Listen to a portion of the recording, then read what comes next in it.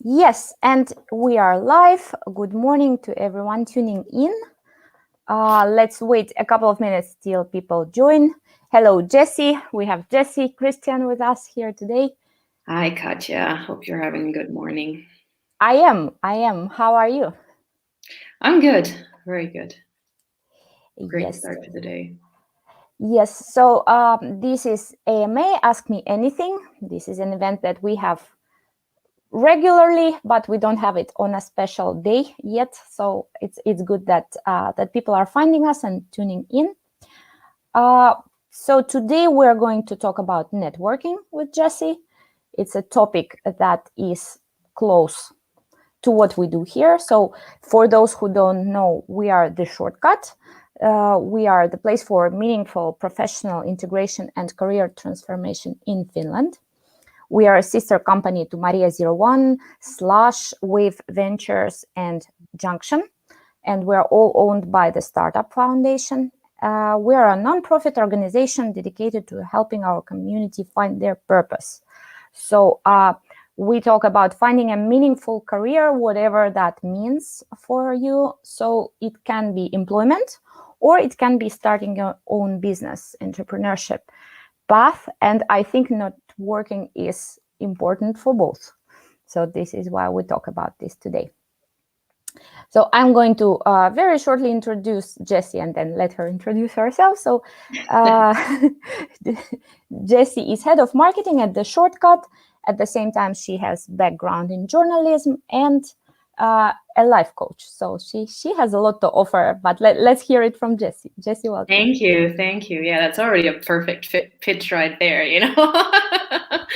But yeah, as you said, I'm currently head of marketing at The Shortcut. So I have the pleasure of working with you, Katya. Yeah, I used to work in print, online, and radio journalism. And nowadays I focus a lot more on marketing, content marketing in particular. And 2 years ago, I got my certification as a life coach. So I've also been working part-time as a life coach and building my own business. Wow, great introduction. Yes, yeah, I know Jessi personally, so it's a little bit interesting to host her. Yes, but let's get cracking. I want to remind everyone that we today will have a giveaway at the end, and how to enter the giveaway is you post questions to Jessi. So because the session is Ask Me Anything, you can ask her absolutely anything about networking, though. Yes, but Yes, we please. have, yeah, so we're going to wait till people start sending their questions, and we will start with those that were sent before. Yeah. Yes, so the first question for you today, Jessi, is what is networking with a purpose, or what is intentional networking? Great question. Before we jump into that one, I just want to mention that the giveaway is very, very nice because it means a coaching session with me. So I very highly recommend putting a question into the comments because it's going to be a very good session. We're going to look into career clarity and what are going to be like the next steps for you in your career and what you want to focus on. So no matter if you're unemployed or if you already have a job, this is a very interesting opportunity for you. But yeah, let's get back to your question. So what is like networking with a purpose? With a purpose or intentional networking? Exactly, Yes. intentionally. Yeah. So a really good question. I think the biggest struggle that I see people having with networking is that they're unsure where to start. And so it really helps asking ourselves, like, why do I want to network? Like, what is my end goal here? And in that sense, being intentional with where am I showing up? How am I showing up? And am I getting myself in front of the right people? So, for example, you might want to network to get a job. So then you want to think about, okay, where are the people that could potentially get me a job or that could forward me to somebody who has a job? So you want to think about in which spaces are these people, and you want to show up in those spaces. But sometimes you just want to network because, you know, you want to grow your knowledge. So me and Katja were both in a really great networking community for marketers. And that is just a great space because we know, okay, I can ask questions in there, or, you know, I can connect with other marketers who have similar struggles, and I can keep myself updated. The community is called Awesome Marketers. It's mostly on Slack. I can highly recommend it. But you can see that, you know, there's like different ways of how you can approach your networking, and you can be very intentional with where you want to show up and for whom you're showing up based on what you want to get out of networking. Oh, Katja, you're muted. Just as a warning. Oh yes, El Clásico. Started talking with being muted. Yes. So yes, intentional networking is like intentional marketing, right? Since you're head of marketing, like yes. You can throw things and see what sticks, or you can do it with a purpose. And so I guess part of intentional networking is thinking about your audience, right? How would you say? How to find the right audience to network with? Yeah, that's actually a very good like analogy to say, like, it is a lot like marketing, right? So in marketing, if we want to come up with a strategy, a content strategy, or any kind of marketing strategy, we think about who is our ideal audience and where are they. And similarly, you want to think about, okay, who is my ideal audience and where are they? Yeah, I mean, mostly, of course, the place for professional networking nowadays is LinkedIn, if we think about social media. But, you know, I want you to also think about networking in broader terms. Like networking can be, well, going to events. It can be being active in a community. It can be offering help when it's wanted. So there's many different ways of how you can network. But yeah, if you want to think about your ideal audience and who you want to attract, or who you want to really talk to with when it comes to networking, once again, I think it's important to be clear on what you want to get out of it. I can name an example. I used to work freelance as a content marketer and copywriter. And there was a company who I knew, they always hire like copywriters and they need content marketers. So what I did was, okay, I checked who is like the CEO there, who's in the team there.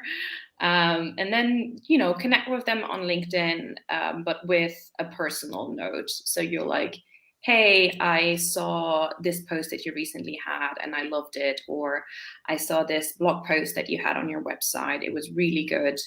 And connect with them on a personal note. And once you are connected, you know, like comment on their posts or let them know if you love something that they do. And this way I have an in already with this company, right? So if they're ever like, oh, I need like new content writers, or I need a content marketer, I know that they have me on their good side. And yeah, so I've gotten, I think I've gotten all of my jobs in Finland through networking. So that does not come as a surprise. And also all my freelance gigs, except for one I applied for. The rest I also got through networking. Yep. Yeah, I have more questions for you from before, but people already started to submit questions, so let's take some of them. So I want to say that the questions are now going to appear on the screen. So you're getting popular. So Yasin is asking, what is the best way of showing my network that I'm looking for a job? I think that's a good question because there's some stigma around it, and sometimes you don't know how to look professional when you're doing it. Yeah, definitely. I mean, I'm personally a fan of the open to work badge on LinkedIn. I think it works. It shows me instantly, oh, this person, I could actually hire them. Well, that's great. And you don't really want to keep people guessing if you might be available. Like, you want them to know, okay, yes, I'm totally available.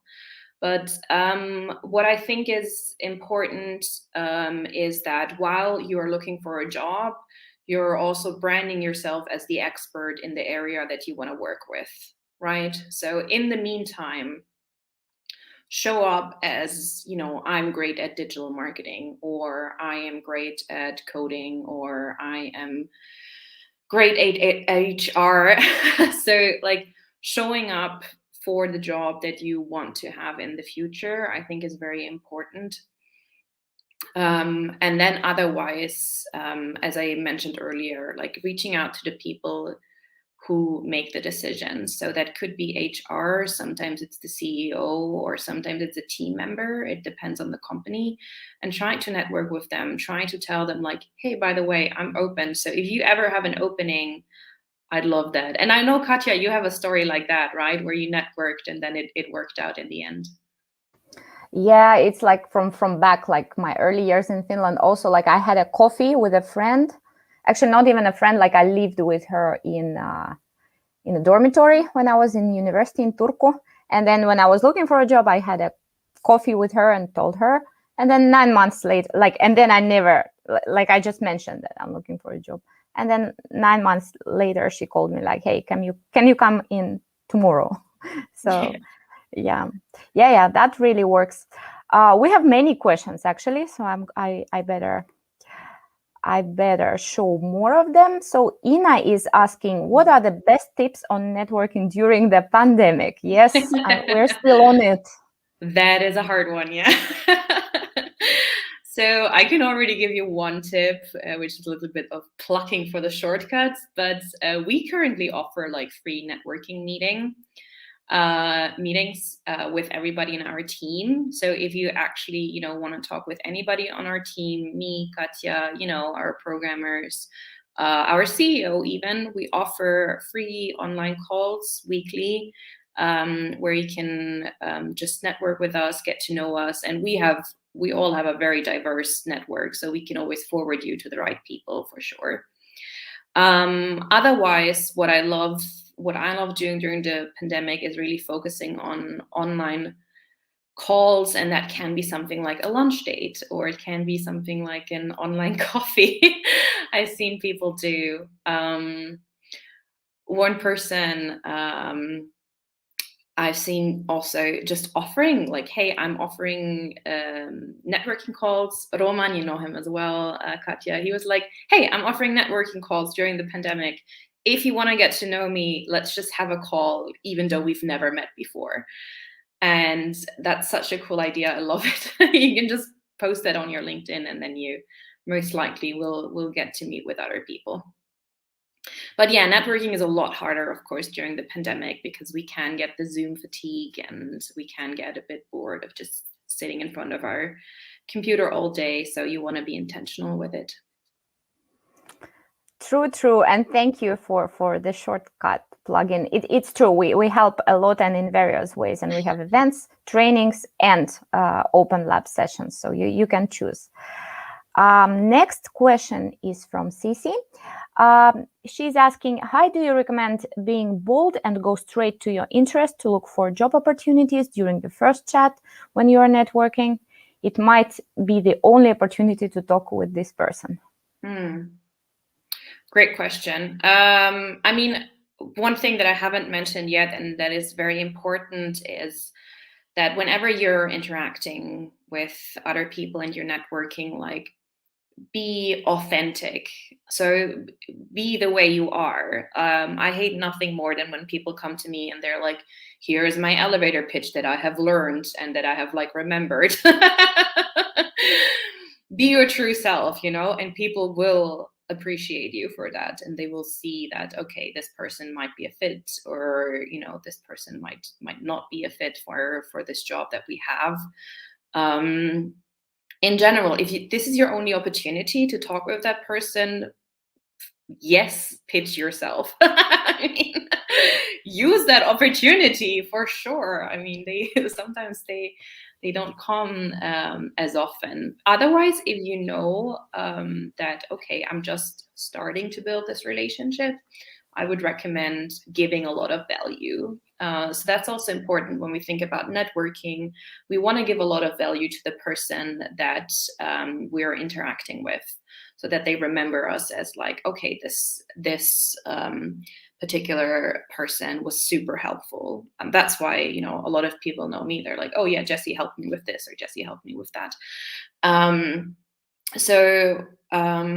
Yeah, bringing the value, definitely pitching yourself if that's the one chance you have, but making clear kind of why they would care about you. Very good answer. I keep showing the questions. A very, very active audience today. That's great. And also we have many people watching. So Laura is asking how to deal with being nervous about introducing yourself to relevant people, or dealing with imposter syndrome when trying to move into a different profession. So that's career changing question, I guess. Yes, great question. Also very close to my life coaching heart. So first of all, you know, it's very important that we find ways that we network that feel good to us. So if you don't like going to like major events and standing in a big crowd and then being like, hello, this is me, then don't do it, you know? If that feels incredibly uncomfortable, then don't do it. What we want to find is a place which is slightly outside of our comfort zone, but so that we can still do it, right? So if you're like, oh, I'm really nervous about like introducing myself, one tip that I can give you for like imposter syndrome is reminding yourself once again of all the value that you bring. So think about, okay, here are all the things that I can offer this person. Like I have a right to show up here. I have a right to introduce myself, you know, I am good at my job, or I am good at this. So I know I bring value to this conversation. I bring value to this person. You don't have to come as a beggar, right? And we can sometimes fall into that position, especially as internationals, when we've been looking for a job for a while, that we come as a like, oh, please take me. But, you know, you bring a lot of value and you can show up powerfully saying like, here I am. And you would be really lucky if you had me as, I don't know, even just in your network, if you just had me in your network. Then moving into a different profession, I've had this topic actually last week on a call with somebody who wanted a networking call with me for our online lab. The thing is, you know, while we are moving into a different profession, we want to make sure that we are constantly becoming more confident. Because it is a new job, it is normal to feel a bit like an imposter. It is normal to feel, you know, a bit self-conscious. So when I started life coaching, I told my trainer at that time, I was like, oh, I feel like such a fraud, or like, yeah, I feel like an imposter, a fraud. I feel so bad. And I feel like, you know, I'm not a great life coach yet. And she was like, well, maybe you aren't. Maybe it's going to take some time, you know? Like you're great at a lot of things, but you're still learning this. So like cut yourself some slack that, you know, you're still learning to become this new position, whatever it is. You're still learning this new career that you want to embark on. So while you're trying to put your foot in, also remember that skills will help you feel more confident when it comes to a new profession. But you want to find a balance between, you know, learning and showing up already confidently with everything that you can offer, because you had a job before this, right? So if you're moving into a new profession, you had a job before this, and you can use all of that knowledge usually and leverage it in your new position, even if it's a bit different. Yeah. Yes. Yeah. Like career changing can be scary. I myself changed career from finance to events a couple of years ago, and it was like this in the beginning. Like, hey, can I even do this? But yes, I confirm that you can do this. So if you feel like it, like if it makes you tick, the new thing that you think about, definitely you can go with it. So the next question is going to come from me. I was thinking how to put it better, but let's just say it how it is. So some people think that continuing to network while you are employed is not good, but some other people say that it's actually not just good but necessary. So this is kind of a little bit tricky question, like, should you network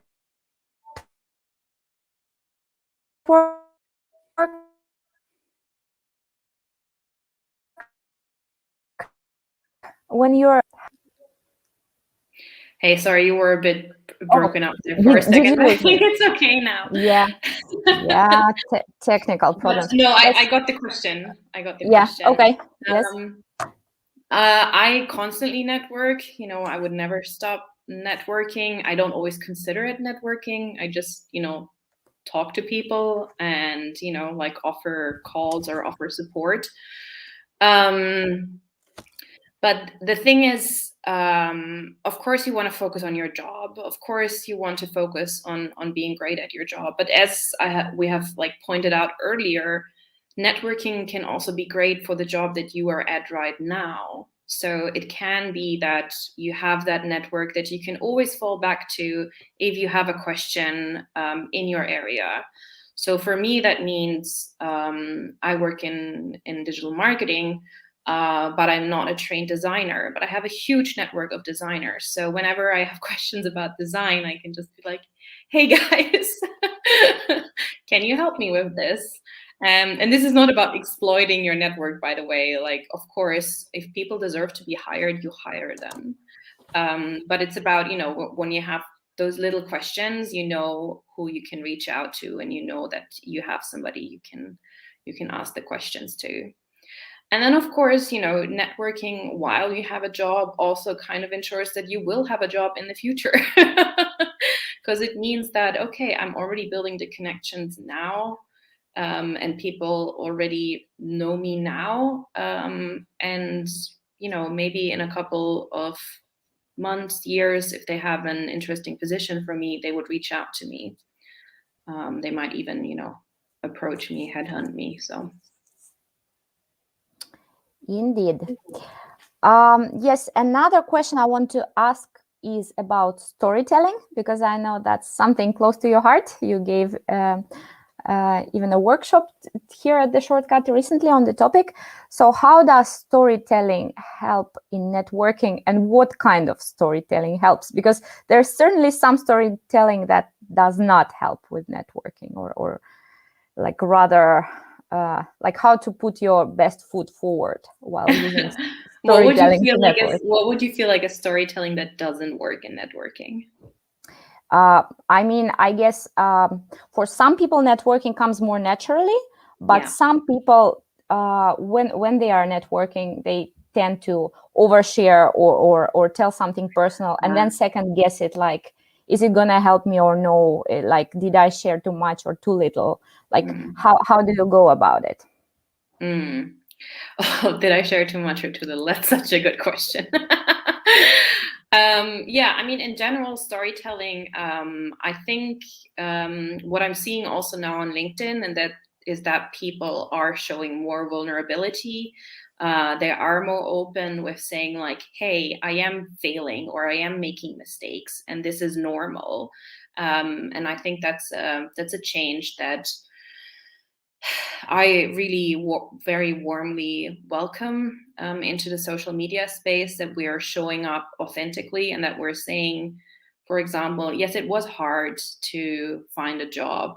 Our colleague Lotta recently did an amazing post about this, how long it took her to find a job, even as a Finnish person, but coming back from a foreign country.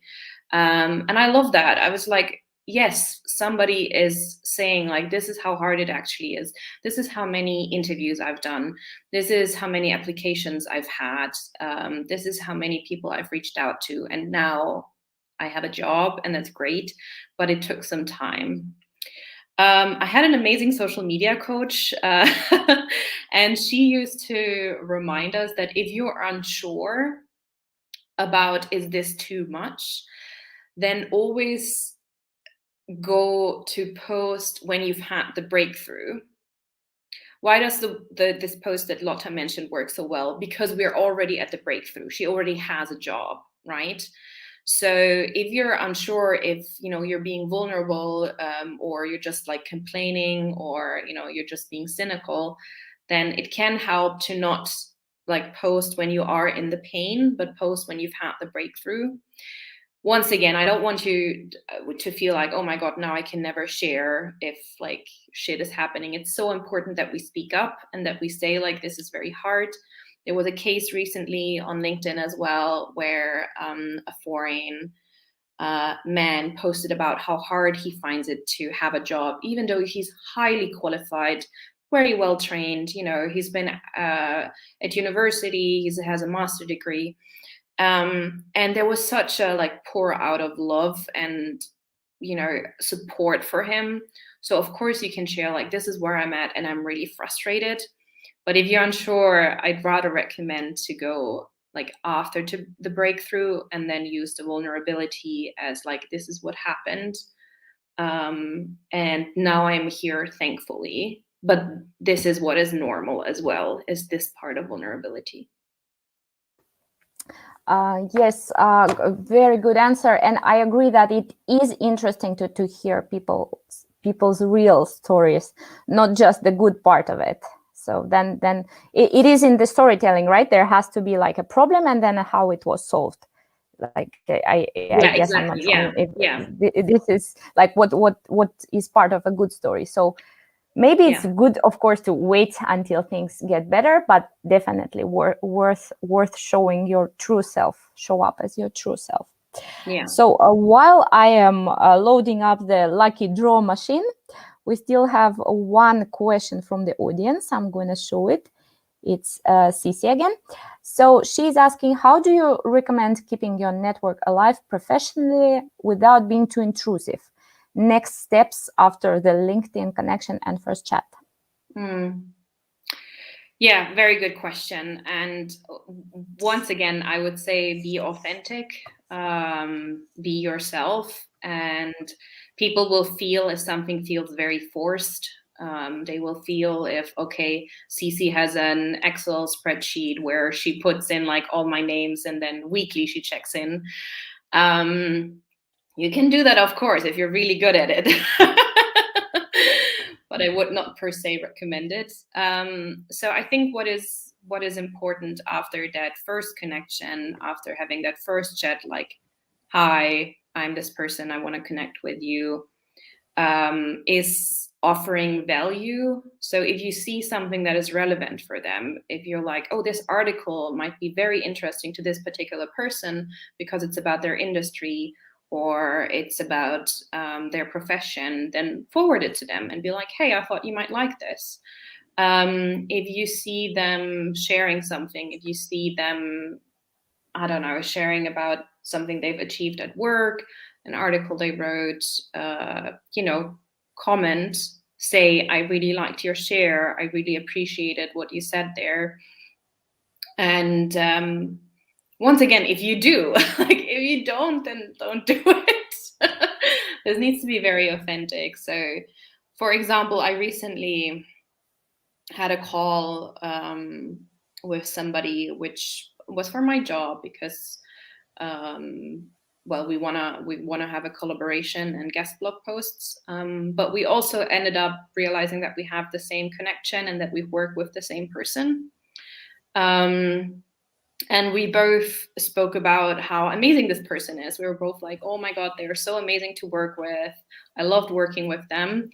And after this call, after this networking call, I reached out to the person and I was like, hey, I just had a call with somebody else and we both agreed that you're such a pleasure to work with. And I thought you should know. Because sometimes in Finnish culture, we forget to say those things. We forget to compliment. And he very much appreciated. He was very happy that, somebody is just honest and says like, you're actually really good at your job. And especially because you don't always get it outside of your own company or your own organization. And, I'm not planning on applying for a job with him. I'm not planning on, but it is somebody in my network, and it is somebody that I'm building a meaningful connection with. And I think that makes all the difference. Right. So we are running out of time. It's 10. Thank you, Jessi, for very straightforward, honest, and interesting answers. I'm going to do the lucky draw. So in a minute, you are going to know who is getting a session with Jessi. And the winner is, drum roll,